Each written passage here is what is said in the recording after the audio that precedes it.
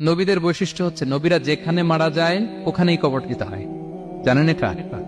বিষ্ণু ইসলাম মারা গিয়েছিলেন আম্মাজান আয়েশা রাদিয়াল্লাহু তাআলার ঘরে, ফলে ওখানে বিষ্ণু ইসলামের কবর রয়েছে, ওখানেই কবর।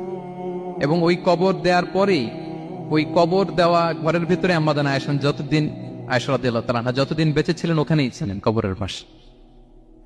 এরপরে বাবা মারা গেলেন আবু বকর, বিষ্ণু ইসলামের পাশে কবর দেয়া হলো, বাবা আর স্বামীর পাশেই থাকলেন। এরপর ওমরে ফারুক মারা গেলেন, ওনারও কবর দেয়া হয়।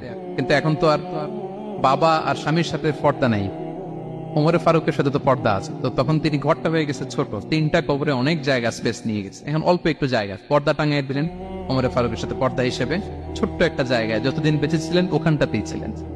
ওমরে ফারুক যখন আমিরুল মুমিনিন খলিফা, তখন ছেলে আব্দুল্লাহকে পাঠিয়েছিলেন যে যাও একটা অনুমতি আগে থেকে নিয়ে রাখো আম্মাজান আয়েশার কাছ থেকে, যেহেতু ঘরটা ওনাকে বলে রাখো যে আমি মারা গেলে যেন আমার দুই বন্ধু মুহাম্মদ সাল্লাল্লাহু আলাইহি ওয়াসাল্লাম এবং আবু বকরের পাশে যেন কবর দেয়া হয়।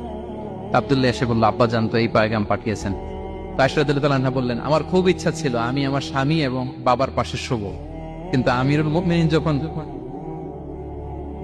চেয়েছেন এটাকে আমি ফিরিয়ে দিতে পারি না। ঠিক আছে যাও, তোমার আব্বাকে বলো তোমার আব্বাই শোবেন ওই জায়গায়। আচ্ছা, তো ওমরে ফারুক আপনারা জানেন অ্যাসাসিনেশনে ইন্তেকাল করেছেন, আত্মাইর আঘাতে, ছুরিকাঘাত করা হচ্ছে কয়েকবার, স্টেবিং। এত জখম হয়েছে, দুধ দিলে ওই জায়গা দিয়ে দুধ বের হয়ে যায় না, বীজ পানি দিলে বের হয়ে যায়। তো সবাই বলল, আমিরুল মুমিনিন আপনি এবার ওসিয়ত করেন, কে হবে আপনার পরে লিডারশিপ, কে নিবে? মুসলিম উম্মাত অনেক বড় হয়ে গেছে। তখন তিনি ওসিয়ত করলেন এবং ছেলেকে আব্দুল্লাহকে আবার বললেন যে আব্দুল্লাহ আবার যাও, যে আম্মাজানের থেকে অনুমতি নাও। বলতেছে অনুমতি না নিলাম আর অনেক আগে, উনি তো বলছে আপনি মারা গেলে ওখানেই শোবেন। বলতেছে না, তখন আমি আমিরুল মুমিনিন ছিলাম, এখন তো কিছুক্ষণ পরেই মারা যাবে, এমনও হতে পারে আমার ভয়ে বা লজ্জায় তখন অনুমতি দিছে, এখন আর দিবেন। আবার যাও, আবার গেল।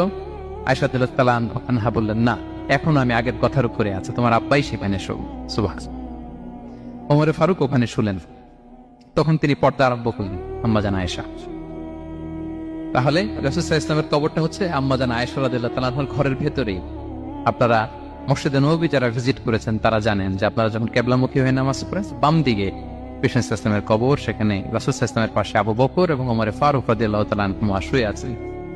রাসূল সাল্লাল্লাহু আলাইহি ওয়াসাল্লামের কবর থেকে মিম্বার পর্যন্ত এই পুরো জায়গাটা রাউদাতুম মিন রিয়াদিল জান্নাহ, দুনিয়ার বুকে জান্নাতের একটা টুকরা। বিষ্ণু সাল্লাল্লাহু আলাইহি ওয়াসাল্লাম ইন্তেকালের আগে ওনাকে অপশন দেয়া হয়েছে, নবী আপনি চাইলে থেকে যেতে পারেন আজীবন, আর চাইলে আমার কাছে চলে আসতে পারেন, এই হ্যাভ অপশন। বিষ্ণু সাল্লাল্লাহু আলাইহি ওয়াসাল্লাম তার রবের সাথে সাক্ষাৎকে চুজ করেছেন এবং ইন্তেকালের আগে তিনি পড়েছিলেন, আল্লাহুম্মা গফিরলি ওয়ারহামনি ওয়ালহিকনি বির রাফিকিল আ'লা, আল্লাহ আপনি আমাকে ক্ষমা করুন, আল্লাহ আপনি আমার প্রতি রহম করুন, আল্লাহ আমি আপনার সান্নিধ্যে যেতে চাই, পৃথিবীতে থাকতে চাই। সুবহানাল্লাহ।